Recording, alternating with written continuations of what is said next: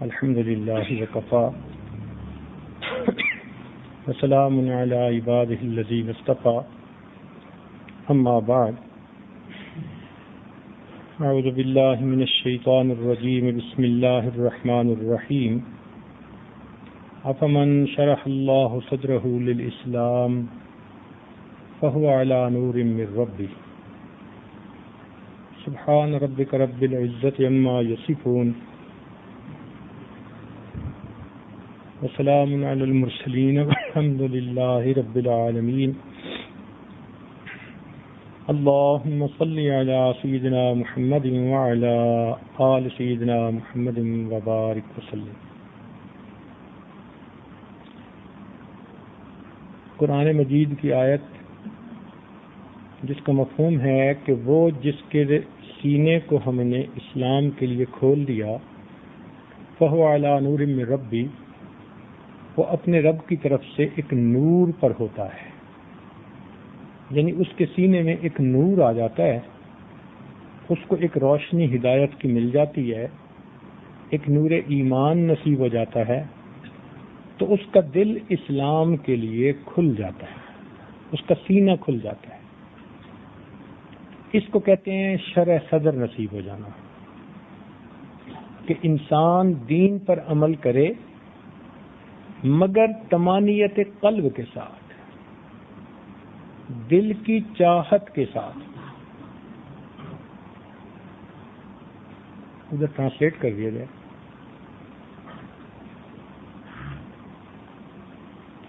دل کی چاہت کے ساتھ، شوق و ذوق کے ساتھ، محبت کے ساتھ بوجھ سمجھ کے عمل نہ کرے. شریعت کے احکام اس کو مصیبت نہ نظر آئیں، بلکہ اس کے دل کے اندر محبت ایسی ہو اللہ تعالیٰ کی کہ وہ شوق و ذوق کے ساتھ عمل کرے. یوں سمجھیں کہ اللہ تعالیٰ سے قانونی تعلق نہ رہے، جنونی تعلق بن جائے. اس کو کہتے ہیں شرح صدر نصیب ہو جانا. اب ہر مومن کی یہ تمنا ہوتی ہے کہ یہ مجھے نصیب ہو جائے. تو آج کی اس محفل میں اس عنوان پر گفتگو ہوگی کہ وہ شرح صدر کیسے حاصل ہو. حافظ ابن قیم رحمۃ اللہ علیہ نے اس پر کافی تفصیلی بات کی ہے.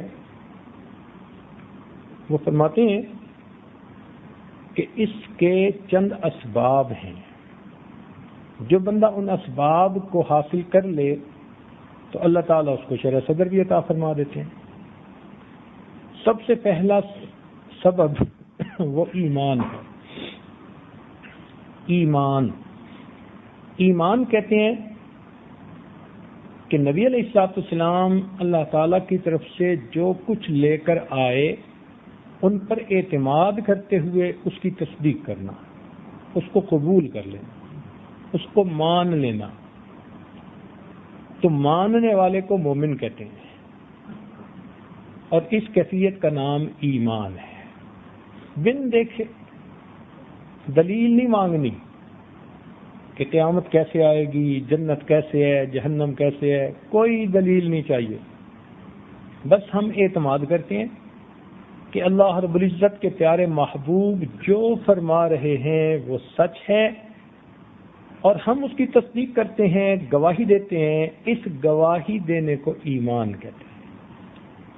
اور اس گواہی دینے کے بعد بندہ مومن بن جاتا ہے، جس نے اللہ تعالیٰ کی توحید کی گواہی دی، نبی علیہ السلام کی رسالت کی گواہی دی، کتابوں کی گواہی دی، قیامت کے دن کی گواہی دی، ملائکہ کی گواہی دی، تقدیر کے بارے میں گواہی دی. اب یہ مومن بندہ اللہ تعالیٰ کا پیارا بندہ بن جاتا ہے. اس نے اللہ تعالیٰ کی عظمت کو قبول کر لیا، اس لیے کلمہ پڑھتے ہی اس کا سٹیٹس بدل جاتا ہے. اللہ تعالیٰ کی نظر میں بندوں کی تقسیم دو طرح کی. ارشاد فرمایا هو الذی خلقکم فمنکم کافر ومنکم مؤمن. وہ ذات جس نے تمہیں پیدا کیا، تم میں سے کچھ ماننے والے ہیں اور کچھ انکار کرنے والے ہیں. جو ماننے والے ہیں اللہ تعالیٰ کو ان سے ذاتی محبت ہے، اور کفر اور کافری سے اللہ تعالیٰ کو ذاتی عداوت ہے۔ یہ بات بہت اچھی طرح اپنے دلوں میں بٹھا لیجیے کہ اللہ تعالیٰ کو ایمان والوں سے ذاتی محبت ہے، اور کفر اور کافری سے اللہ تعالیٰ کو ذاتی عداوت ہے۔ اس لیے جس نے بھی کلمہ پڑھا اس کو اللہ تعالیٰ کے ساتھ ایک ولایت کا تعلق مل گیا۔ چنانچہ اللہ تعالیٰ نے ارشاد فرمایا اللہ ولی الذین آمنوا۔ اب دیکھیے، حق تو یہ بنتا تھا کہ مومن کلمہ پڑھ رہا ہے تو یوں کہا جاتا کہ یہ ایمان والا اللہ کا دوست ہے، یوں بات کی جاتی، مگر قربان جائیں محبت کچھ اور چاہتی ہے۔ اللہ تعالیٰ کو یہ بندہ اتنا پیارا لگا کہ اس پروردگار عالم نے نسبت اپنی طرف فرمائی کہ اللہ ولی الذین آمنوا، اللہ تعالیٰ دوست ہے ایمان والے کا۔ لو بھائی، وقت کا ایک بادشاہ اگر کسی نوکر کے بارے میں کہے کہ میں اس کا دوست ہوں تو اس نوکر کے تو مزے ہوتے ہیں، اس سے بڑی تو اس کی عزت کوئی ہو ہی نہیں سکتی۔ تو نوکر کی تو بادشاہ کے ساتھ پھر بھی کوئی حیثیت ہے، ہماری تو اللہ تعالیٰ کے سامنے وہ حیثیت بھی نہیں ہے۔ وہ پروردگار تو بہت عظیم ہے۔ اب اس پروردگار عالم کا یوں فرما دینا کہ اللہ ولی الذین آمنوا، اللہ تعالیٰ دوست ہے ایمان والوں کا، تو یہ مومنین کے لیے بہت بڑے اعزاز کی بات ہے۔ اللہ تعالیٰ کو ایمان والوں سے ذاتی محبت ہے۔ باجید بستامی رحمۃ اللہ سے کسی نے پوچھا کہ جی اللہ تعالیٰ کو ایمان والوں سے ذاتی محبت ہے تو اس کی کوئی دلیل؟ انہوں نے کہا دلیل قرآن مجید میں سے۔ تو جب دلیل قرآن مجید سے ملے تو مزہ آ جاتا ہے۔ اس نے کہا جی وہ کیسے؟ کہنے لگے دیکھیں جی، محبت کی دلیل یہ ہوتی ہے کہ انسان اپنے محبوب کو جتنا مرضی عطا کرے، اپنے محبوب کو جتنا مرضی عطا کرے اس کو تھوڑا سمجھتا ہے، کہتے نہیں میں نے تو کچھ بھی نہیں دیا، حالانکہ وہ کتنا دے گا تھوڑا سمجھے گا۔ اور اس کے بدلے میں محبوب اگر اسے تھوڑی سی بھی کوئی چیز بھیج دے تو اس کو تھوڑا نہیں سمجھتا، خوشی سے پھولا نہیں سماتا، میرے محبوب نے مجھے یہ بھیجا۔ تو محبوب کی چھوٹی چیز بھی زیادہ نظر آتی ہے اور اپنی دی ہوئی زیادہ چیز بھی تھوڑی نظر آتی ہے۔ جب یہ اصول طے ہو گیا تو دیکھیے اللہ تعالیٰ نے اپنے بندوں کو کتنی نعمتیں دی۔ وَإِن تَعُدُّوا نِعْمَةَ اللَّهِ لَا تُحْصُوهَا، اگر تم اللہ تعالیٰ کی نعمتوں کو گننا چاہو تو تم گن بھی نہیں سکتے۔ تو اللہ تعالیٰ نے ان گنت نعمتیں اپنے بندوں کو دینے کے بعد فرمایا قُلْ مَتَاعُ الدُّنْيَا قَلِيلٌ، آپ فرما دیجئے دنیا کی متاع تو تھوڑی سی ہے۔ اتنا دے کے بھی اسے تھوڑا کہا، جبکہ بدلے میں بندے نے اپنے پروردگار کو یاد کیا، اس کا ذکر کیا۔ اب بندے کی عمر بھی محدود، اس کا عمل بھی محدود، مگر چونکہ پیارا لگتا ہے اس لیے اس کو تھوڑا بھی زیادہ نظر آیا۔ چنانچہ ارشاد فرمایا وَالذَّاكِرِينَ اللَّهَ كَثِيرًا وَالذَّاكِرَاتِ، کثرت کے ساتھ ذکر کرنے والے مرد اور عورتیں۔ تو ہمارے تھوڑے سے محدود ذکر پر کثیر کا لفظ استعمال کیا، اور اپنی ان گنت نعمتوں پر اللہ نے قلیل کا لفظ استعمال کیا۔ یہ دلیل ہے اللہ تعالیٰ کو مومن بندوں سے ذاتی محبت ہے۔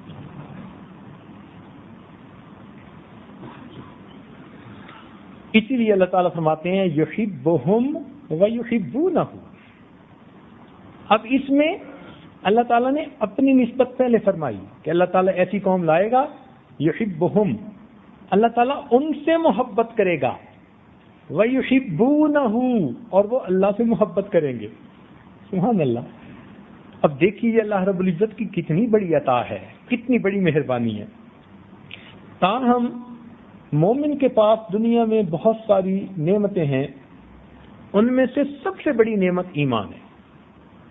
مثال کے طور پر ایک نعمت مال بھی ہے، ایک نعمت جان بھی ہے، ایک نعمت عزت آبرو بھی ہے، اور ایک نعمت ایمان بھی ہے۔ ایمان سب سے اعلیٰ نعمت ہے جو بندے کے پاس ہوتی ہے۔ چنانچہ آپ دیکھیں گے کہ اگر کوئی بندہ بیمار ہو تو اپنی جان بچانے کی خاطر سارا مال خرچ کر دے گا۔ وہ یہ نہیں دیکھے گا کہ میرا کتنا پیسہ خرچ ہو رہا ہے، وہ کہے گا جی میری امی کی جان بچ جائے، میری بیوی کو صحت مل جائے، جی دعا کرو میرا بیٹا ٹھیک ہو جائے۔ اب کتنا خرچ ہو رہا ہے اس کی اسے کوئی فکر نہیں ہے۔ وہ کہتے ہیں جی اسی لیے تو کمایا تھا ساری زندگی۔ تو مال انسان قربان کرتا ہے جان کی خاطر، اور اگر انسان سفر کر رہا ہو اور بیوی پاس ہو اور کوئی ڈاکو بیوی کی طرف بڑھے تو خاوند کبھی بھی اس وقت خاموش نہیں رہ سکتا، اس کو اپنی جان کا بھی خطرہ ہوگا نا، تو وہ کہے گا جی میری عزت ہے۔ تو معلوم ہوا کہ اب اس نے وہ قیمتی جان جس پر لاکھوں روپے خرچ کر دیے، اب اپنی عزت و ناموس کی خاطر قربان کرنے سے بھی پیچھے نہیں ہٹے گا۔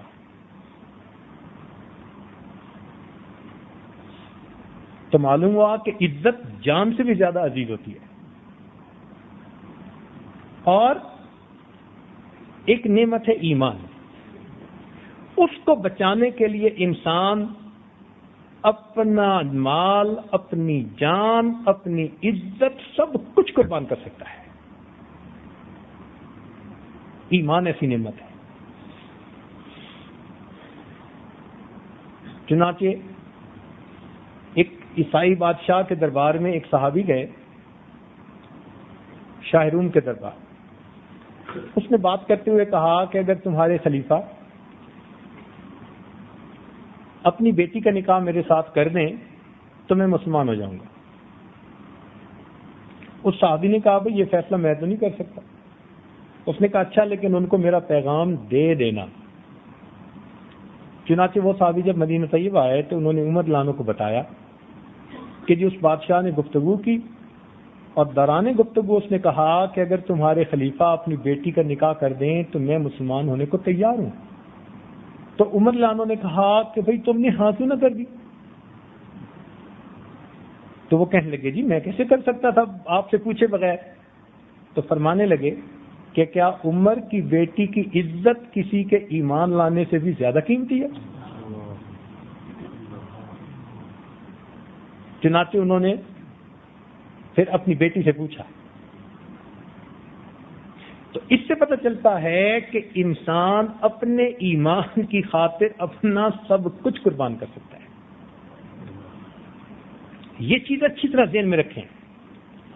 آج کل فتنے کا دور ہے، اکثر دیکھا گیا کہ سب سے پہلے ایمان ہاتھوں سے جا رہا ہے، کیونکہ قدر و قیمت کا پتہ نہیں ہے۔ ہمارا حال وہ شیخ سعدی والا ہے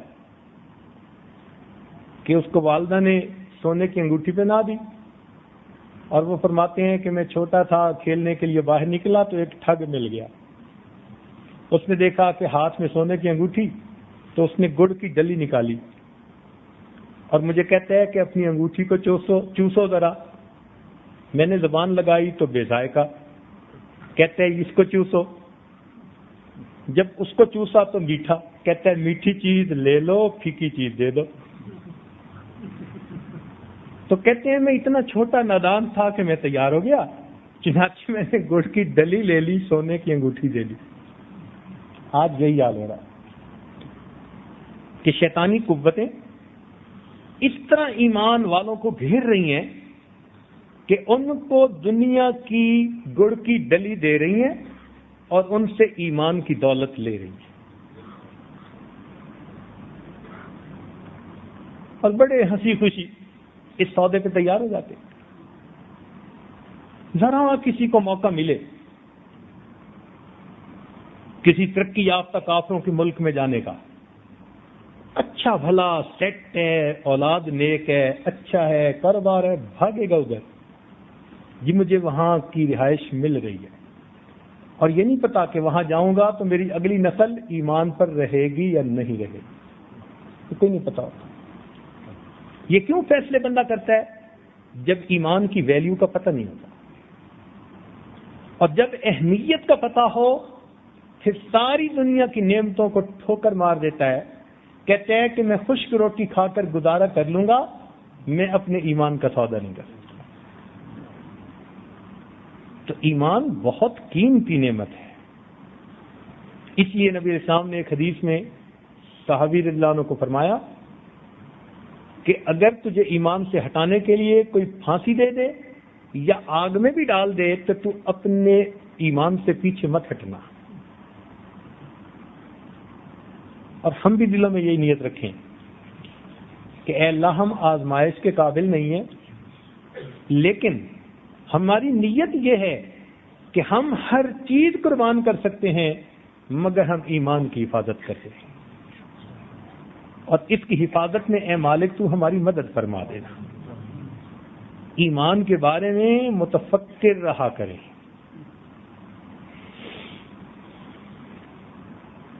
بالکل چٹان اس کے اوپر بندہ ہو جائے۔ چنانچہ آپ نے دیکھا جادوگروں نے حضرت موسیٰ علیہ السلام کے سامنے جو ایمان لے کے آئے تو فرعون نے کہا کہ میں تمہارے ایک طرف کا بازو اور ایک طرف کی ٹانگ کاٹ دوں گا تاکہ تمہارا بیلنس ہی نہ رہ سکے، کھڑے ہی نہ ہو سکو تم۔ انہوں نے کہا تھا فقد ما انت قاد، جو تو کر سکتا ہے تو کر لے، اب ایمان دل میں آ چکا، اب ہم اس سے پیچھے ہٹنے والے نہیں ہیں۔ سیدنا عمر اللہ عنہ کے زمانے میں ایک تابعی تھے، ان کو بھی اسی طرح کسی کافر بادشاہ نے گرفتار کر لیا۔ بڑی اس نے کوشش کی کہ وہ ان کے دین پہ آ جائیں مگر نہیں، حتیٰ کہ اس نے ان کو ڈرانے کے لیے تیل گرم کروایا، کہا میں تمہیں اس میں ڈال دوں گا۔ انہوں نے گرم تیل کو کھولتے دیکھا تو آنکھوں میں سے آنسو، تو بادشاہ سمجھا کہ یہ ڈر گئے ہیں، میری بات مان لیں گے۔ تو اس نے کہا جی کہ آپ میری بات مان لیں، میں آپ کو نہیں ڈالتا۔ کہنے لگے بدبخت، کیا تو سمجھتے ہے کہ میں اس لیے ڈر رہا ہوں کہ تو مجھے ڈال دے گا؟ تو پھر رو کیوں رہے ہو؟ کہنے لگے رو تو اس لیے رہا ہوں کہ مجھے خیال آیا میرے جسم میں ایک جان ہے، تو مجھے ڈالے گا، میری جان چلی جائے گی، اے کاش آج جتنے میرے بدن پر بال ہیں اتنی جانیں ہوتی، اتنی مرتبہ تو مجھے ڈالتا، میں اتنی جانوں کا نذرانہ اپنے رب کو پیش کر دیتا۔ ان لوگوں کو ایمان کی قدر و قیمت کا پتہ تھا۔ چنانچہ سیدنا صدیق اکبر رضی اللہ عنہ کے زمانے میں مسیلمہ کذاب ایک جھوٹا نبی پیدا ہوا اور اس کے ساتھ پھر صدیق اکبر رضی اللہ عنہ کو فوجیں بھیجنی پڑی۔ ایک مومن تھے، تابعی تھے، ابو مسلم خولانی رحمت اللہ علیہ، وہ کہیں اس کی فوجوں کو قابو آ گئے تو مسیلمہ کذاب نے کہا کہ بھائی تم مجھے نبی مانو؟ وہ کہنے لگے ہرگز نہیں۔ اس نے کہا میں تمہیں آگ میں ڈلوا دوں گا۔ کہنے لگے جو مرضی کر۔ چنانچہ اس نے آگ ڈلوائی اور ابو مسلم خولانی رحمت اللہ علیہ کو آگ میں ڈالا۔ اللہ کی شان، اللہ نے امت محمدیہ کے اس غلام کے لیے آگ کو اسی طرح ٹھنڈا کر دیا جیسے ابراہیم علیہ السلام کے لیے ٹھنڈا کیا۔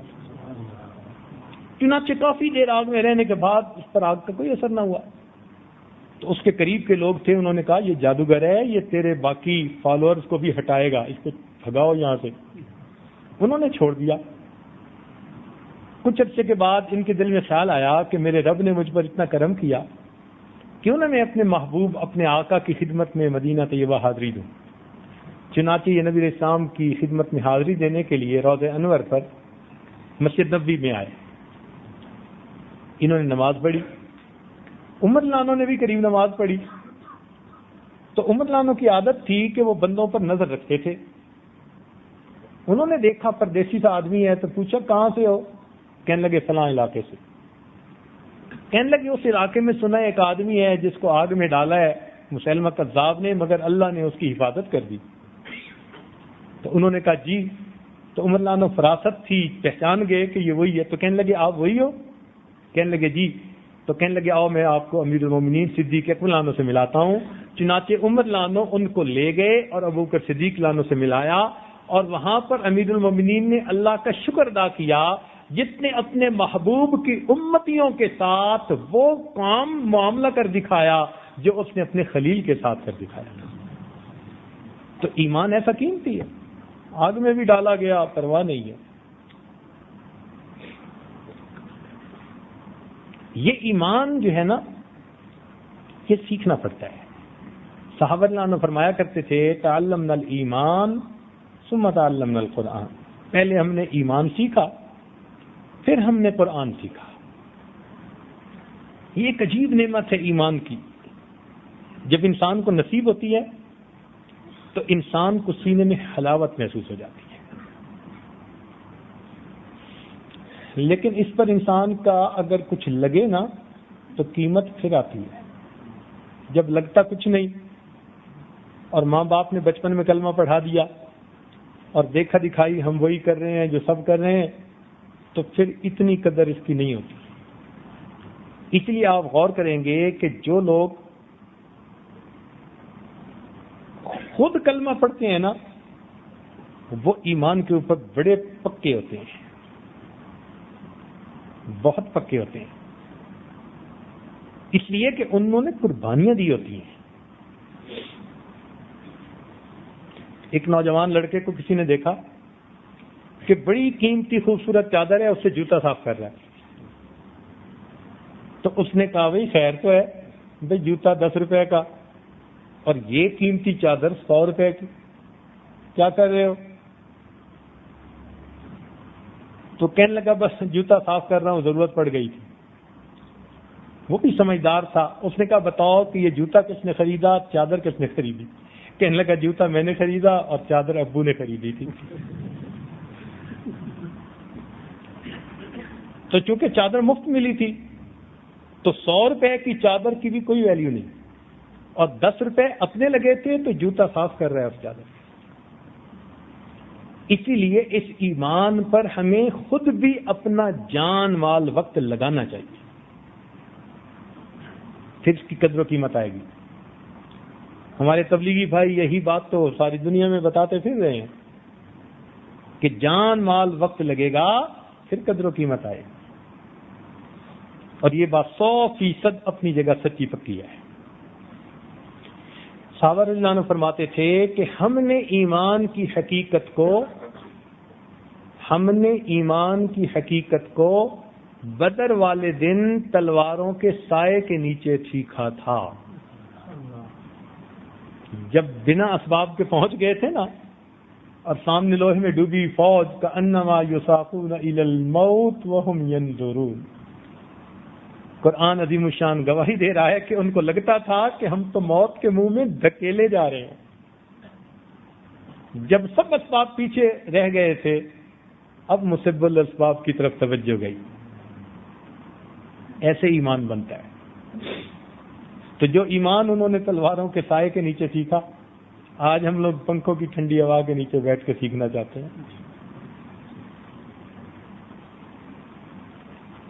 اللہ رب العزت کو ان کا ایمان اتنا پسند آیا کہ دلوں کے بھید جاننے والے اس پروردگار نے فرمایا اولئک هم المؤمنون حقا، کہ یہ سچے مومن ہیں. اور پھر اللہ تعالیٰ نے صحابہ کے ایمان کو معیار بنا دیا، باقی لوگوں کے لیے نمونہ بنا دیا. فرمایا فَإِنْ آمَنُوا بِمِثْلِ مَا آمَنْتُمْ بِهِ فَقَدْ اهْتَدَوْا، اگر یہ ایمان لائیں جس طرح کے تم ایمان لائے پھر یہ ہدایت پائیں گے. تو صحابہ کرام کے ایمان کو اللہ تعالیٰ نے معیار بنا دیا. مومن اللہ تعالیٰ کو اتنا پیارا ہے کہ جب تک ایک مومن بھی دنیا میں رہے گا اللہ تعالیٰ قیامت کو قائم نہیں فرمائیں گے. ایک بندہ بھی اللہ اللہ کہنے والا جب تک دنیا میں رہے گا اللہ تعالیٰ اس دنیا کی بساط کو نہیں سمیٹیں گے. اس سے آپ ایمان کی طاقت کا اندازہ لگائیے کہ وہ پوری اس دنیا کے محفوظ رہنے کا، سلامت رہنے کا سبب بنا ہوا ہوتا ہے ایک بندے کا ایمان.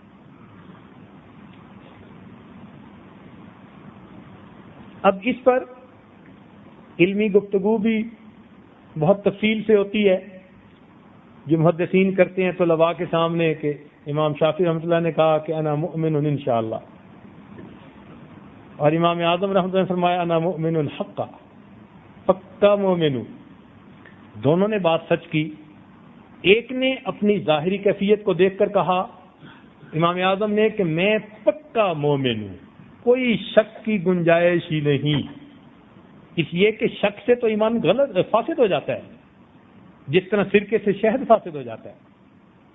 تو امام اعظم نے فرمایا کہ شک کی گنجائش ہی نہیں، پکی بات کرو، پانت کرتے ہوئے پاؤں کے نیچے چٹان ہو، میں پکا مومن ہوں. اور امام شافعی رحمۃ اللہ نے فرمایا کہ بھائی بات تو انجام پر ہوتی ہے، انما الاعمال بالخواتیم. تو پتہ نہیں موت ایمان پر آئے گی یا نہیں، امید کرتا ہوں، لہذا انا مؤمن انشاءاللہ. بہرحال آج کے زمانے میں ہم جیسوں کو تو انا مؤمن حقا یہ دلوں کے اندر پکا کر لینا چاہیے. اس لیے کہ ذرا سی بھی آپ گنجائش رکھیں گے نا تو شیطان کو دروازہ مل جائے گا، وہیں سے شک ڈالنے شروع کر دے گا. امام راضی رحمۃ اللہ علیہ نے وجود خداوندی پر 100 دلائل جمع کیے تھے. تو ایک مرتبہ شیطان ان کے سامنے آیا تو انہوں نے فرمایا دیکھ میرا ایمان کتنا پکا. کیسے کہ میں نے 100 دلائل اکٹھے کیے ہیں اللہ تعالیٰ کے وجود کے بارے میں. ان کا آپ کا ایمان کچا. کہنے لگے ہے یہ کیا بات کر دی، میرا ایمان کچا. کہنے لگے ہاں پکا دیکھنے ہیں تو یہ جو دیہاتی جا رہے ہیں نا اس کا ایمان پکا. ان کا وہ کیسے؟ کہتے ہیں دیکھیں ذرا. اب شیطان اس دیہاتی کے پاس گیا ایک آدمی کی شکل میں اور جا کے کہتے ہیں کہ اللہ تعالیٰ موجود نہیں ہے. جیسے ہی اس نے کہا نا تو دیہاتی نے جوتا اتارا. کہتے ہیں تیری ایسی تیسی خبردار جو تو نے بات کی. بھاگا وہاں سے.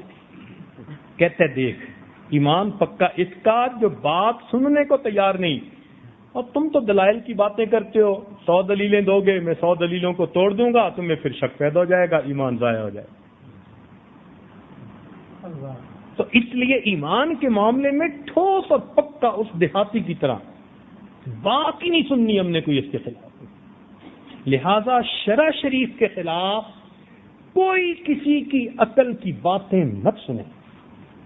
آج کے دور میں انٹرنیٹ پہ ادھر ادھر کفر نے ایسے سوالات کرنے شروع کر دیے ہیں تاکہ ایمان والوں کا ایمان ضائع ہو جائے، وہ شک میں پڑ جائیں. موٹی سی بات، بھئی ہم ہر چیز تو نہیں نہ جانتے، موٹی سی بات ہمیں نہیں پتا، لیکن اتنا ہم مان چکے کہ ہمارا پروردگار ایک ہے، موجود ہے، ہم اس کے خلاف کوئی بات سننے کے لیے تیار نہیں. اس طرح پھر ایمان ہر حال میں محفوظ رہے گا. ورنہ تو پھر آج کل بعض جگہوں پر تو مسلمانوں والا نام کہلوانا مشکل ہو گیا لوگوں کے لیے. ایمان کی ایک پہچان ہے، نشانی ہے. کیا نشانی یہ ہے کہ جب بھی بندہ کوئی گناہ کرتا ہے نا تو دل میں ندامت اور خلش ہوتی ہے. گناہ کرنے پر دل میں خلش یا ندامت کا محسوس ہونا یہ ایمان کی علامت ہوا کرتی ہے.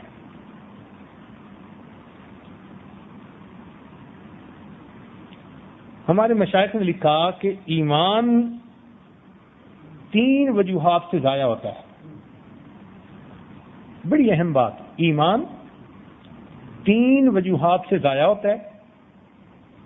سب سے پہلے نعمت اسلام کے ملنے پر اللہ کا شکر ادا نہ کرنا.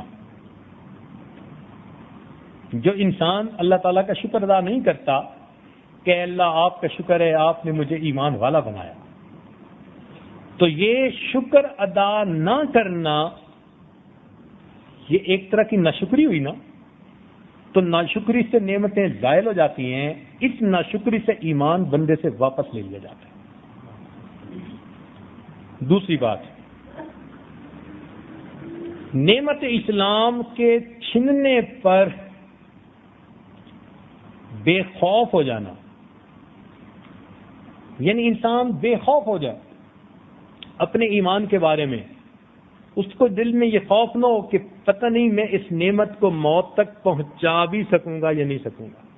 جب یہ خوف دل سے نکل گیا، بے خوف ہو گیا، تو پھر بھی اللہ تعالیٰ اس نعمت سے بندے کو محروم کر دیتے ہیں۔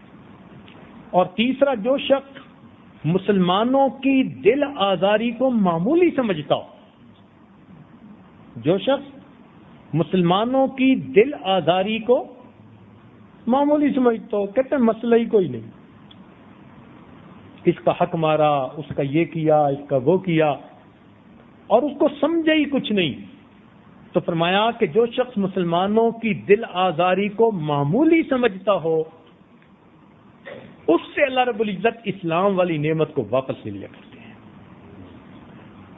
اب ہر بندے کا جی چاہتا ہے کہ میرا ایمان محفوظ رہے، تو اس کے لیے ایک تھم رول سن لیجئے، موٹا اصول یہ ہے کہ اللہ رب العزت نے ارشاد فرمایا لَإِن شَكَرْتُمْ لَأَزِيدَنَّكُمْ، اگر تم شکر ادا کرو گے تو ہم اپنی نعمتیں اور زیادہ عطا فرمائیں گے۔ لہذا جو مومن ایمان پر اللہ تعالیٰ کا زیادہ سے زیادہ شکر ادا کرے گا، اللہ تعالیٰ اس کو محروم نہیں ہونے دیں گے، اس کے ایمان کو روز بروز بڑھاتے چلے جائیں گے۔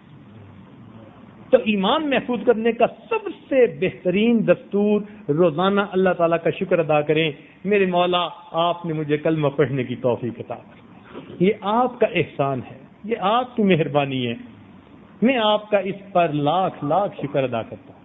جتنا ہم اس پر اللہ تعالیٰ کا شکر ادا کریں گے، اتنا اللہ رب العزت ہمارے ایمان کی حفاظت فرمائیں گے، اور ہم موت تک اس کی حفاظت کے ساتھ دنیا سے چلے جائیں گے۔ تو فرماتے ہیں کہ پہلی چیز ہے ایمان لانا، اور دوسری چیز ہے علم کا حاصل کرنا۔ علم سے مراد علم دین۔ علم دین ایک روشنی ہے، چنانچہ نبی علیہ السلام نے فرمایا العلم نور، علم ایک نور ہے، ایک روشنی ہے، لہذا اس نور کو حاصل کرنے کے لیے ہر مومن کو کوشش کرنی چاہیے۔ ہر بندہ تفصیلی علم تو حاصل نہیں کر سکتا، مگر یہ کہاں لکھا ہوا ہے کہ ہم ساری عمر جاہل ہی رہیں؟ یہ بھی تو کہیں نہ لکھا ہوا۔ لہذا جو جس درجے میں علم حاصل کر سکتا ہے وہ کرتا رہے۔ نبی الاسلام نے فرمایا اطلب العلم من المہد الی اللحد، علم حاصل کرو پنگھوڑے سے لے کر قبر میں جانے تک۔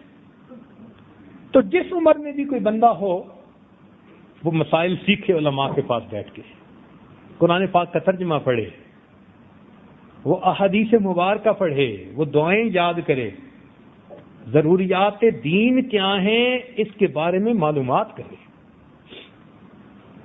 ہر مسلمان مرد اور عورت کے اوپر یہ ضروری ہے۔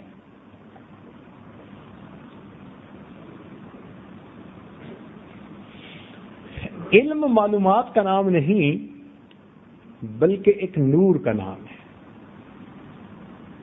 چنانچہ امام شافعی رحمۃ اللہ علیہ جب گئے تھے امام مالک رحمۃ اللہ علیہ کے پاس، تو انہوں نے دیکھ کر فرمایا تھا کہ اے نوجوان، میں تیرے سینے میں ایک نور دیکھتا ہوں، تم اس نور کی حفاظت کرتے رہنا۔ وہ علم کا نور تھا جو اللہ نے ان کے سینے میں عطا فرما دیا تھا۔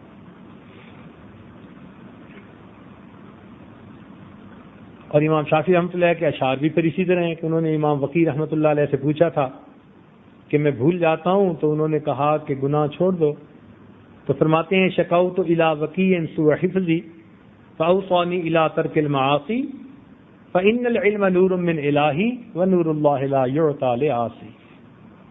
علم اللہ تعالیٰ کا نور ہے، اور اللہ تعالیٰ کا نور یہ گناہگار کو نہیں دیا جاتا۔ حضرت مفتی محمد شفیع رحمۃ اللہ علیہ نے ایک مرتبہ پوچھا طلباء سے علم کا مفہوم کیا ہے؟ کسی نے کہا جاننا، کسی نے کہا پہچاننا، طلباء جواب دیتے رہے، حضرت خاموش رہے۔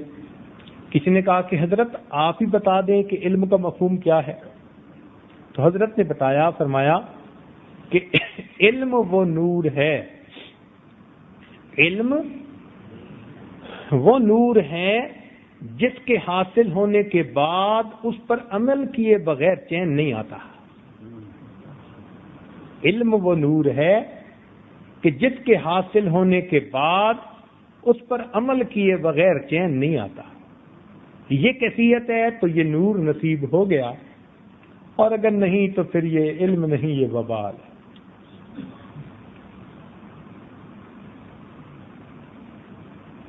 چنانچہ ہمارے اکابر نے لکھا ہے کہ جب دارالعلوم دیوبند میں پڑھانے والے بھی صاحب نسبت ہوتے تھے، پڑھنے والے بھی کئی صاحب نسبت ہوتے تھے، تو فرماتے ہیں کہ اس وقت طلباء کا یہ حال ہوتا تھا کہ جب دارالحدیث سے حدیث کا سبق پڑھ کے نکلتے تھے تو ان کے چہروں پہ اتنا نور ہوتا تھا کہ باہر نکلنے والے لوگ، دیکھنے والے لوگ یوں سمجھتے تھے کہ یہ معتکف حضرات ہیں جو اعتکاف کے بعد واپس نکل رہے ہیں. یعنی جیسے معتکف کے چہرے پہ نور ہوتا ہے نا اعتکاف کے مکمل ہونے پر، ایسے وہ فرماتے ہیں کہ حدیث کا درس سننے پر ہمارے چہروں پہ نور آ جاتا ہے. چنانچہ اکمال الشم میں لکھا کہ علم نافع وہی ہے جس کی شعاعیں سینہ و دل میں پھیل جائیں اور شکوک و شبہات کے پردوں کو پھاڑ دیں. لیکن ہمارے اکابر نے فرمایا کہ جتنا علم بڑھے اتنا خوف خدا بھی بڑھنا چاہیے. انما یخشی اللہ من عبادہ العلماء، کہ بے شک اللہ تعالیٰ سے ڈرتے ہیں وہی لوگ جو علم والے ہیں. تو علم جتنا بڑھے اتنا ہی خوف خدا بھی دل میں بڑھتا چلا جائے. حدیث پاک میں آتا ہے کہ بے شک علم کے ساتھ سو جانا جہالت کے ساتھ نماز پڑھنے پر زیادہ فضیلت رکھتا ہے.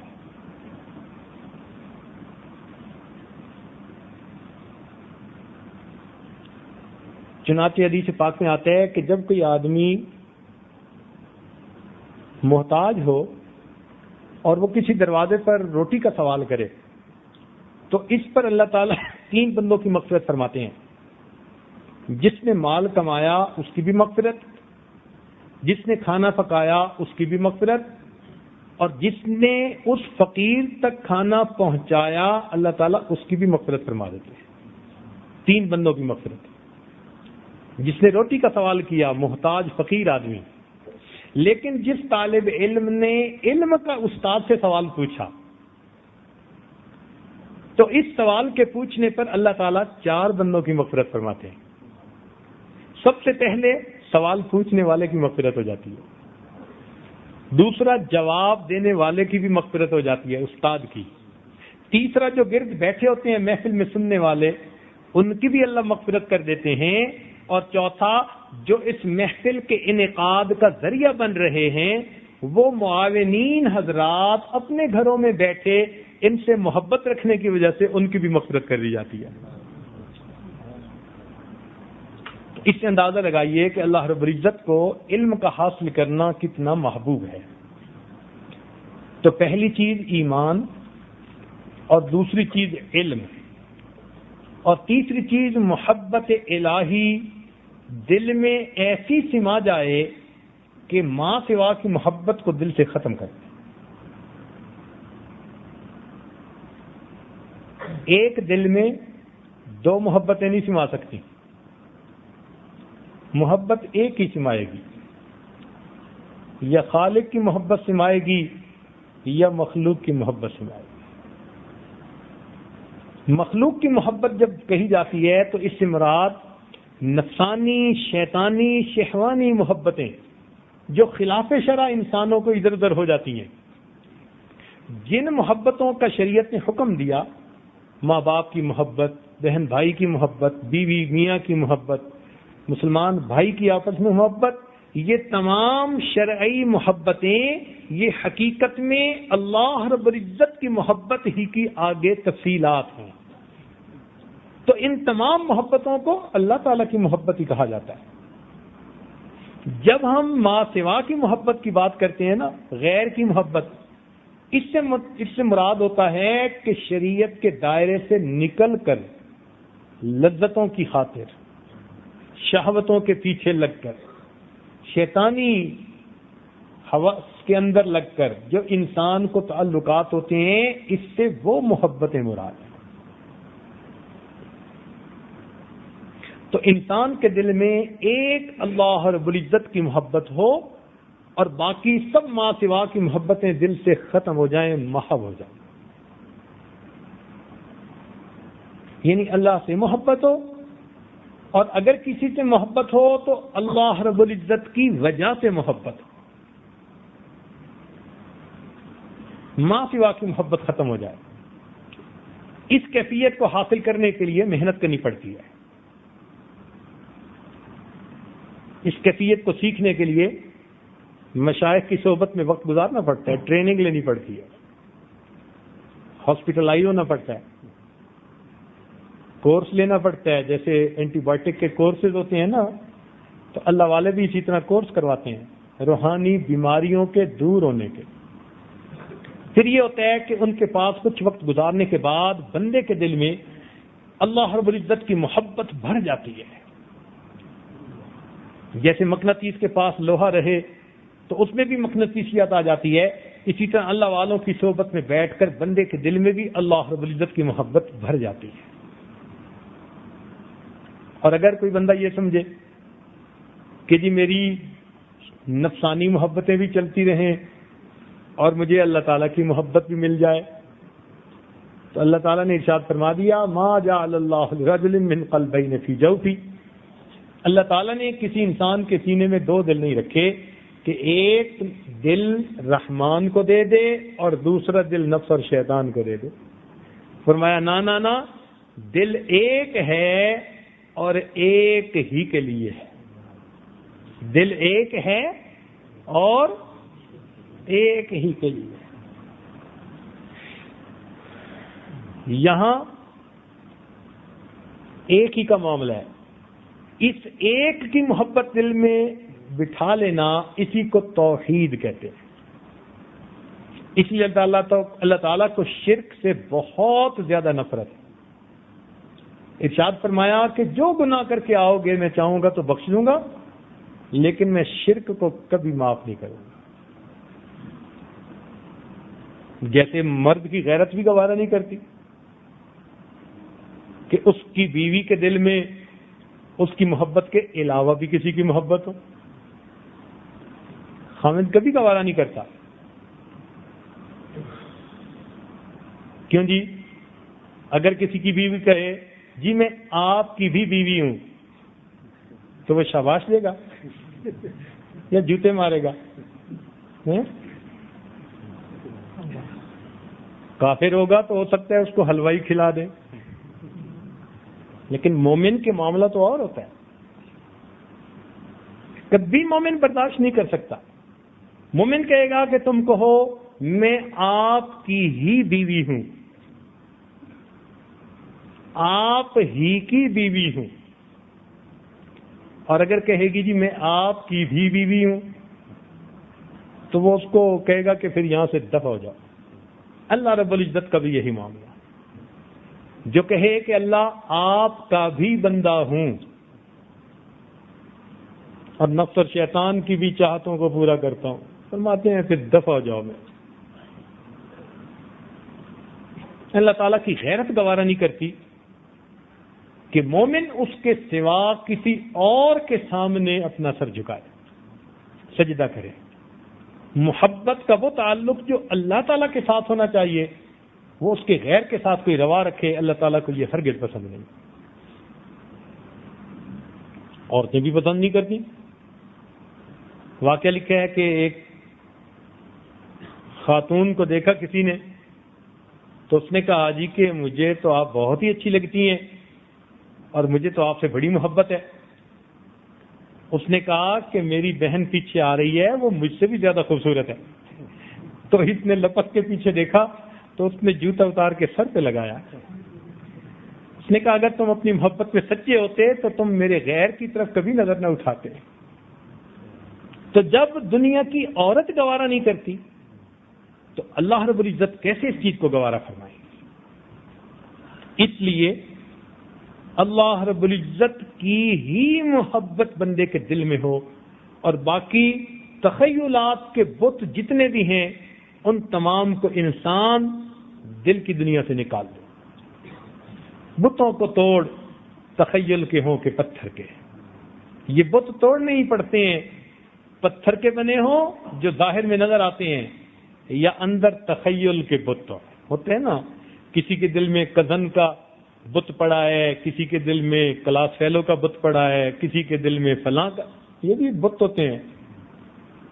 ما هذه التماثيل التي انتم لها عاكفون۔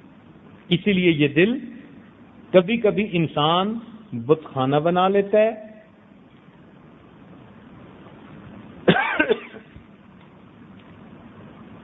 بت خانہ بنا لیتا ہے یا گند خانہ بنا لیتا ہے۔ تو دل سے ان تمام محبتوں کو ختم کر کے ایک اللہ رب العزت کی محبت کو دل میں رکھا جائے، یہ شرع صدر کے لیے تیسری شرط ہے۔ صاحب اکمال الشیخ فرماتے ہیں کہ جب تک قلب نازیبا حرکتوں سے باز نہ آئے، اس میں دقائق و اسرار سمجھنے کی اہلیت پیدا نہیں ہوتی۔ جب تک قلب نازیبا حرکتوں سے باز نہ آئے، اس کے اندر دقائق و اسرار سمجھنے کی صلاحیت پیدا نہیں ہوتی۔ چنانچہ فرمایا، مولانا فرماتے ہیں، عشق با مردہ نہ باشد پائیدار، عشق را با حی با قیوم۔ تو اس لیے محترم سامعین، مرنے والوں اور ڈھلنے والوں سے کیا محبت کرنی، محبت کرے انسان اس ذات کے ساتھ جو حی لا یموت ہے۔ اس لیے نبی علیہ السلام کے پاس جبریل علیہ السلام آئے، عرض کیا، اے اللہ کے محبوب، عش من شئت فإنک میت، جتنا چاہیں زندگی گزاریں ایک دن موت آنی ہے۔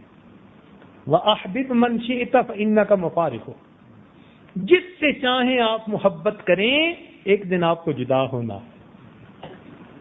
تو جب دنیا میں جدا ہونا ہی ٹھہرا تو پھر انسان کیوں نہ اللہ تعالیٰ سے محبت کرے؟ تو مخلوق سے محبت اللہ رب العزت کے لیے ہو، جیسے نبی علیہ السلام کہ آپ کو صدیق اکبر سے بھی محبت تھی، عائشہ رضی اللہ عنہ سے بھی محبت تھی۔ ایک حدیث میں آتا ہے کہ کسی نے پوچھا آپ کو سب سے زیادہ پیار کس سے ہے، تو آپ نے فرمایا عائشہ میں سے۔ اس نے کہا مردوں میں سے؟ فرمایا عائشہ کے والد سے، صدیق اکبر سے۔ مگر وہ محبت دین کے لیے تھی۔ نبی علیہ السلام نے ایک جگہ پر فرما دیا، لو کنت متخذا خلیل، کہ اگر میں دنیا کے اندر کسی کو اپنا خلیل بناتا، لاتخذت ابی بکر خلیلا، تو میں ابو بکر کو اپنا خلیل بنا لیتا، مگر میرا خلیل فقط میرا مولا ہی ہے۔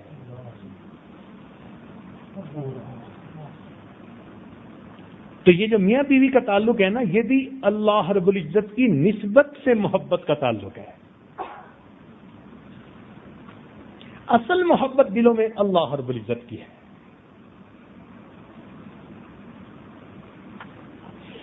تو اللہ رب العزت سے اس میں بھی زیادتی مانگنی چاہیے۔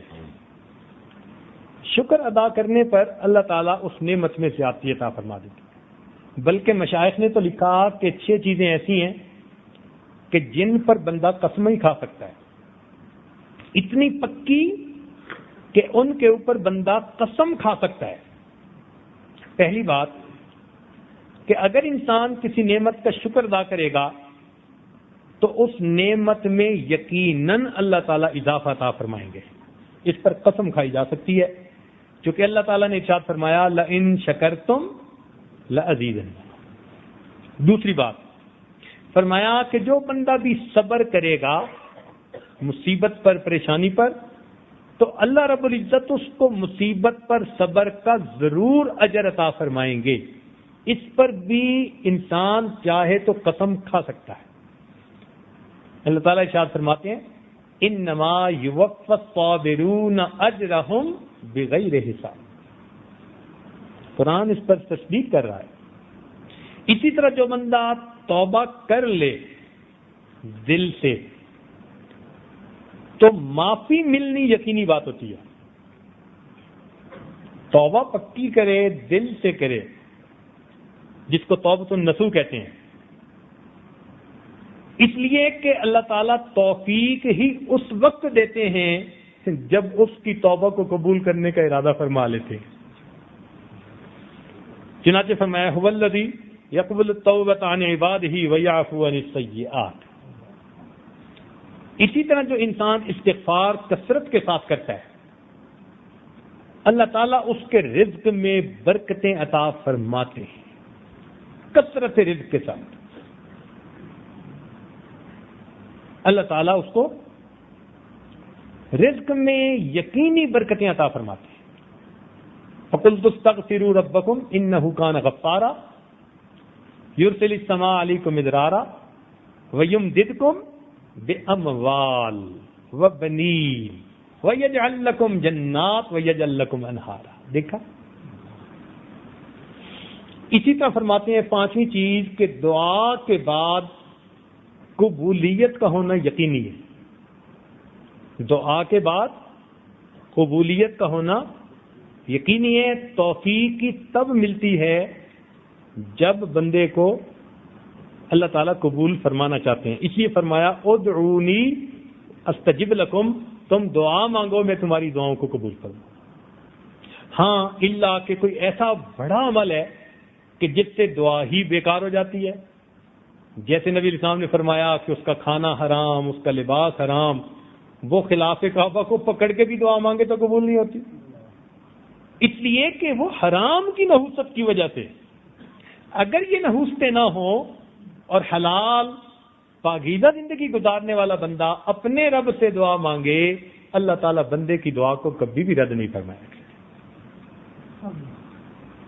اور چھٹی چیز، جو بھی انسان اللہ رب العزت کے راستے میں اپنے مال کو صدقہ کرتا ہے، اللہ تعالیٰ اس مال کے بدلے میں اس کو ضرور مال عطا فرما دیتا ہے۔ نبی علیہ الصلوۃ والسلام نے حدیث پاک میں قسم اٹھا کر فرمایا، یعنی اللہ رب العزت کے محبوب کا ویسے ہی فرما دینا بڑا کافی تھا کہ ایک سچے کی زبان سے یہ کلمات نکلتے، مگر نہیں، اللہ تعالیٰ کے محبوب نے قسم کھا کر فرمایا کہ صدقہ کرنے سے اللہ تعالیٰ انسان کے مال میں کمی نہیں ہونے دیتے۔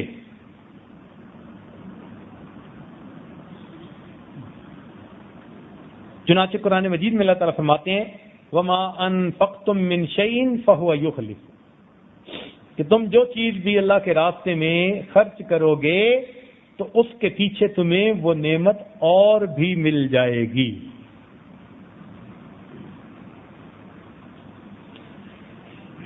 چوتھا سبب فرماتے ہیں کہ اللہ تعالیٰ کا ذکر کثرت کے ساتھ کرنا۔ اللہ تعالیٰ کا ذکر کثرت کے ساتھ کرنا۔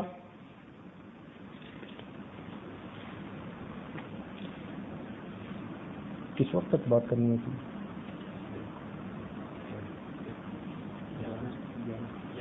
11 بجے تک۔ تو چوتھا فرماتے ہیں دوام ذکر۔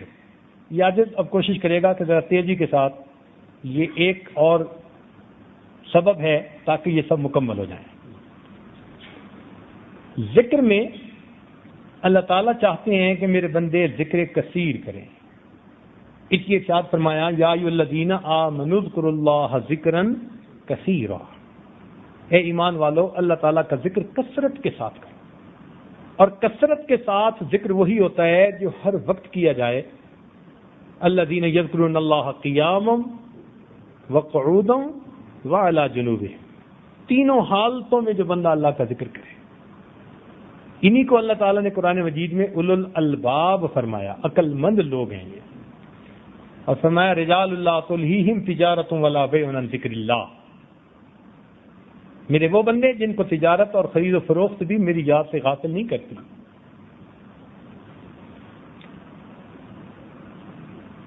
ہمارے مشائخ نے ایک عجیب بات لکھی. وہ فرماتے ہیں کہ بندہ اپنی کیفیت کو پہچان سکتا ہے کہ اللہ تعالیٰ مجھ سے خوش ہیں یا اللہ تعالیٰ مجھ سے ناراض ہے. اللہ تعالیٰ مجھ سے خوش ہیں یا اللہ تعالیٰ مجھ سے ناراض ہے. اور اس کی انہوں نے بڑی سادہ سی پہچان بتائی. وہ فرماتے ہیں کہ جو بندہ جس بندے سے اللہ تعالیٰ خوش ہوتے ہیں اس کی پہچان کہ وہ گناہوں سے بچتا ہے اور ذکر کی کثرت کرتا ہے. اللہ تعالیٰ اس کو ذکر کی توفیق عطا فرما دیتے ہیں اور گناہوں سے اس کو محفوظ فرما لیتے ہیں. اور جس سے اللہ تعالیٰ ناراض ہوتے ہیں فرمایا کہ ذکر سے اس کو غافل کر دیتے ہیں اور گناہوں میں وہ ملوث ہو جاتا ہے. تو جب بندہ غافل بھی ہو اور گناہوں میں بھی ملوث ہوتا ہو سمجھ لے کہ میرے دن برے ہیں, مجھے کثرت کے ساتھ استغفار کرنی چاہیے, اپنے رب کو منانا چاہیے. تاہم ایک ہے قلبی ذکر, لسانی ذکر, اور ایک ہے انسان عمل سے ذکر کرے, یعنی عمل سے اپنے رب کو یاد کرے. وہ ذکر کیسے بھائی, عمل سے اپنے رب کو کیسے یاد کرے کہ انسان کی 4 صورتیں ہوتی ہیں. یا تو وہ نیک ہوگا, یا وہ گناہوں میں پڑا ہوگا, یا خوش ہوگا, یا غمزدہ ہوگا. یہ 4 ہی صورتیں ہیں. تو وہ فرماتے ہیں کہ جو آدمی تو نیک ہے اس کا ذکر یہ ہے کہ یہ اللہ تعالیٰ سے اس نیک عمل کی قبولیت کی دعا مانگتا رہے. اس کا یہ ذکر ہے. جو نیکی پر ہے وہ اس نیکی کی قبولیت کی اپنے رب سے دعا مانگتا رہے. اس حال میں اس کے لیے یہ بہتر ذکر ہے. اور جو انسان گناہ میں ہے اس کو چاہیے کہ وہ اپنے پروردگار سے اس گناہ کی معافی مانگے اور اسے توبہ طائب ہو جائے. اس کا ذکر یہ ہے. اور جو انسان خوش ہے اس کو چاہیے کہ اللہ تعالیٰ کی نعمتوں کا شکر ادا کرے. نعمت ملنے پر شکر ادا کرنا اس وقت سب سے افضل ذکر یہ ہوا کرتا ہے. اور جو انسان غمزدہ ہے تو اس کو چاہیے کہ وہ صبر کے ساتھ وقت گزارے. غم اور پریشانی میں صبر کے ساتھ وقت گزارنا یہ بھی اللہ تعالیٰ کی محبت کا سبب بن جاتا ہے.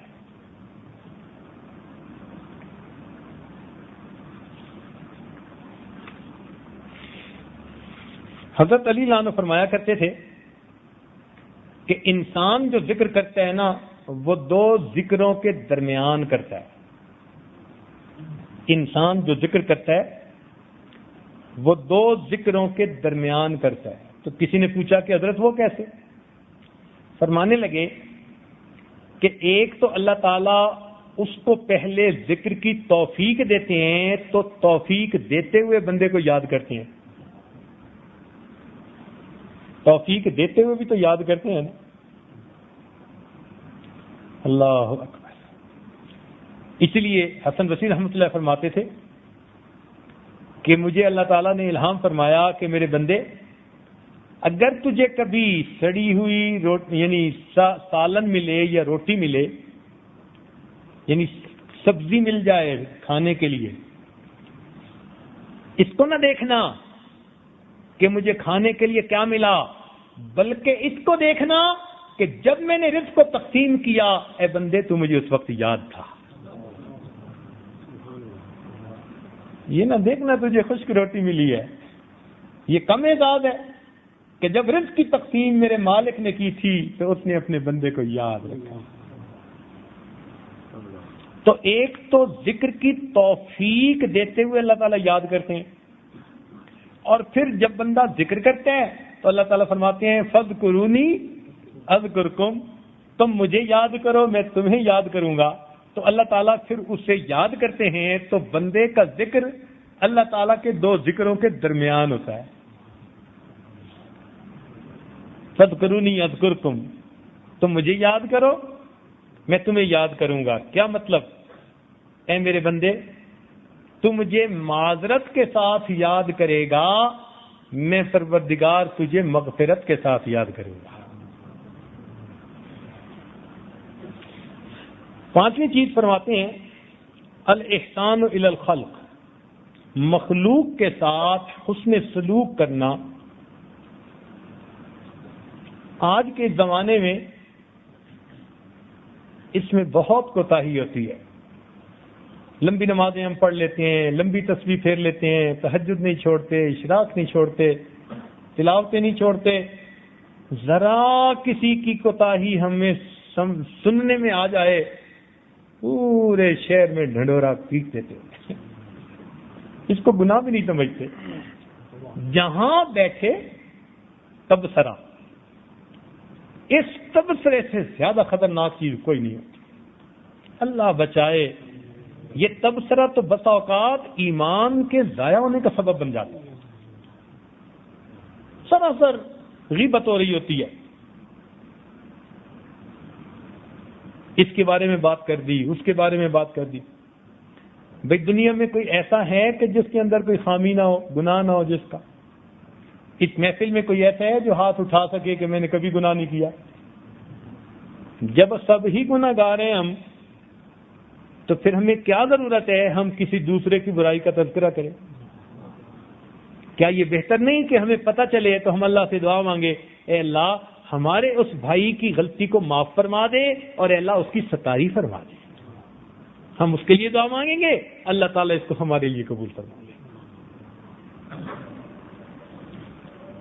آج تو یہ حالت ہے کہ خاوند بیوی کے عیب ڈھونڈتا پھر رہا ہوتا ہے اور بیوی نے خاوند پہ دوربین فٹ کی ہوئی ہوتی ہے. پتہ چلنا چاہیے یہ چیز انتہائی خطرناک ہے. اس لیے ہم ایسے بن جاتے ہیں کہ اللہ تعالیٰ کے بندوں کے لیے وبال جان بنے ہوتے ہیں. غیر انسان کو اتنا پریشان نہیں کرتے جتنا انسان کو اپنے پریشان کر دیتے. ایک بندہ مصیبت میں ہوتا ہے اور دوسرے اپنے اس مصیبت کو کئی گنا زیادہ بنا دیتے ہیں. دل دکھتا ہے اور دل دکھا کے کوئی اپنے رب کو کیسے راضی کرے گا؟ اسی لیے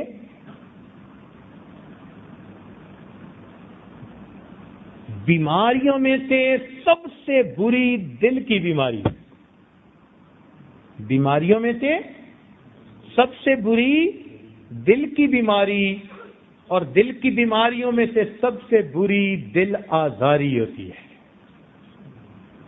دل آزاری نہیں کرنی چاہیے، کسی کا دل نہیں دکھانا چاہیے. بلکہ کہنے والے نے تو یہاں تک کہا، مسجد ڈھا دے مندر ڈھا دے جو کچھ ڈھہنے، مسجد ڈھا دے مندر ڈھا دے جو کچھ ڈھہنے، پر کسے دا دل نہ ڈھاویں رب دلاں وچ رہندا ہے. کہ مسجد گرا بیٹھے، مندر گرا بیٹھے، جو گرا بیٹھے پرواہ مت کرنا، کسی کا دل نہ گرا دینا کہ رب کریم بندے کے دلوں میں بستے ہیں. تو اس سے ہمیں اندازہ کرنا چاہیے کہ ہمیں کتنا بچنا چاہیے. اگر ہم چاہتے ہیں کہ ہمیں شرع صدر نصیب ہو تو ہمیں ایسے بننا پڑے گا ہمارے قول سے، فعل سے، کسی بھی عمل سے اللہ کے کسی بندے کا دل نہ دکھے،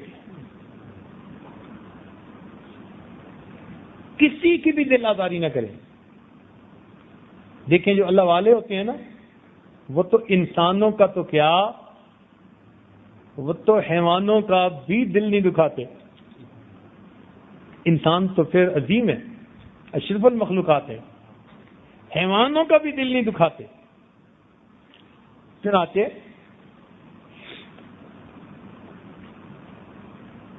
توجہ سے سنیے ایک دو باتیں. خواجہ باقی باللہ رحمۃ اللہ علیہ بہت بڑے ہمارے سلسلے کے شیخ گزرے ہیں. سمرقند کے رہنے والے تھے اور سمرقند میں سردیاں بہت زیادہ سویر ہوتی ہیں کہ سائبیریا کی ٹھنڈی ہوائیں سیدھی وہاں پہنچتی ہیں. ایک مرتبہ ہمارے چند دوستوں کو وہاں 2 منٹ گاڑی سے نکل کے کھڑا ہونا پڑا تو وہ 2 منٹ کی سردی برداشت نہ کر سکے، حالانکہ سب نے چمڑے کی کیا کیا پہنی ہوئی تھی اور موزے پہنے ہوئے تھے اور دستانے پہنے ہوئے تھے، مگر ایسی یخ ٹھنڈی ہوا تھی کہ وہ بندے کے سینے سے پار ہو رہی تھی۔ اس دن پتہ چلا کہ یہاں کی سردی کیسی۔ اس سردی کے موسم میں تہجد کے لیے اٹھے اور انہوں نے مصلی پہ جلدی جلدی نفل پڑھے اور پھر سوچا کہ میں لحاف میں جا کر بیٹھ کر باقی ذکر کر لیتا ہوں۔ جب آئے تو دیکھا کہ لحاف میں ایک بلی آ کے سو گئی تھی،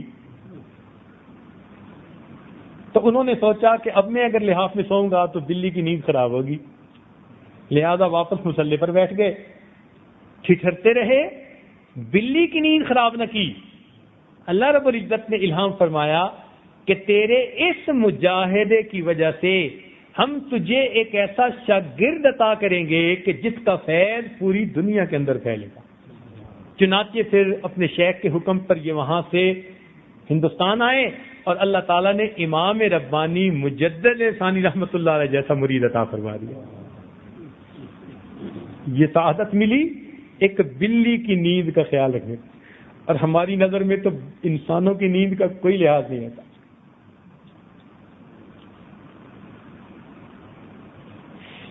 اللہ اکبر کبیرہ۔ چنانچہ ایک محدث کے بارے میں کتابوں میں لکھا ہے کہ خواب میں ملے، وفات کے بعد کسی نے پوچھا جی کیا بنا؟ فرمانے لگے مغفرت ہو گئی۔ اس نے کہا جی ہونی تھی، آپ تو حدیث کا درس دیتے تھے، بڑے آپ کے شاگرد۔ کہنے لگے ان درسوں کی دروس کی وجہ سے میری مغفرت نہیں ہوئی۔ نہیں کیسے ہوئی؟ کہنے لگے کہ میں ایک مرتبہ حدیث پاک لکھ رہا تھا تو میں نے قلم کے ساتھ جو سیاہی لگائی تو ایک مکھی آ کر بیٹھ گئی، تو میرے دل میں خیال آیا کہ یہ پیاسی ہوگی تو اسے پی لینے دو۔ میں نے 1 سیکنڈ یعنی 1 لمحہ کے لیے قلم کو روکا کہ یہ سیاہی پی لے، وہ مکھی پی کر اڑ گئی۔ میرا یہ عمل میرے مالک کو پسند آ گیا، اس پر اللہ نے میرے گناہوں کی مغفرت فرمائی۔ اب بتائیے کہ مکھی کی پیاس ہماری نظر میں کیا چیز ہے؟ اس پر محدث کی مغفرت ہوتی ہے۔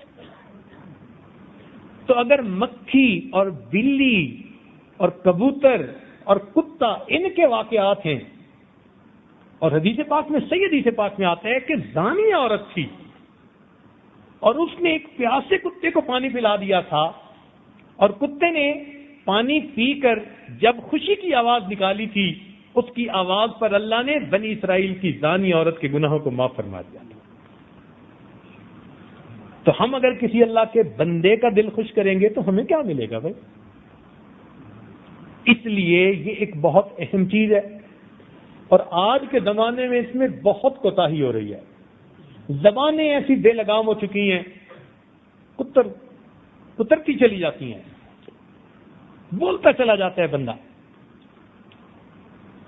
وہ الفاظ نہیں بول رہی ہوتی، وہ اپنے نام اعمال کو کاٹ رہی ہوتی ہے، اپنے اجر کو ضائع کر رہی، اپنی کھیتی کاٹ رہی ہوتی ہے۔ تو اس لیے ہم اللہ کے بندوں کے دلوں کو خوش کریں دائرہ شریعت کے اندر رہتے ہوئے۔ یہ نہیں ہے کہ کوئی خلاف شرع کام کے لیے کہے جی کہہ دو میں بڑا خوش ہو جاؤں گا، نہیں، دائرہ شریعت کے اندر رہتے ہوئے ہم اللہ تعالیٰ کے بندوں کے دل خوش کریں گے، اللہ رب العزت اس کے بدلے ہمارے سینوں کو نور سے بھر دیں گے۔ تو وہ فرماتے ہیں کہ یہ 5 چیزیں ایسی ہیں کہ اگر انسان کے اندر آ جائیں تو اللہ تعالیٰ اس کو شرح صدر عطا فرماتے ہیں۔ ایک ایمان، دوسرا علم کا نور، تیسرا محبت الہی ایسی کہ غیر کی محبت دل سے نکل جائے، چوتھا دوام ذکر کی حالت، اور 5واں مخلوق خدا کے ساتھ احسان کی کیفیت۔ جس بندے کو اللہ تعالیٰ یہ نعمت نصیب فرما دے اس کو شرح صدر نصیب فرماتے ہیں، اور النور اذا دخل الصدر انفتح، نور جب سینے میں داخل ہوتا ہے تو سینہ پھر کھل جاتا ہے۔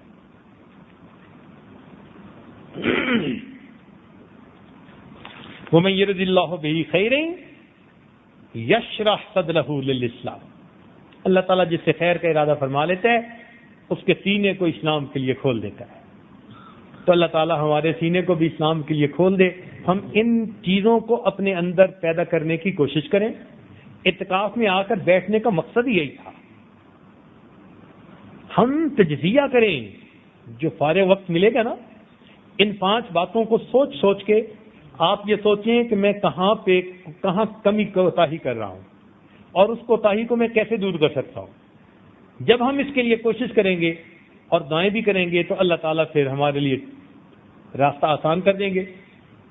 ویسے 2 لفظ ہیں بڑے مشکل ہیں۔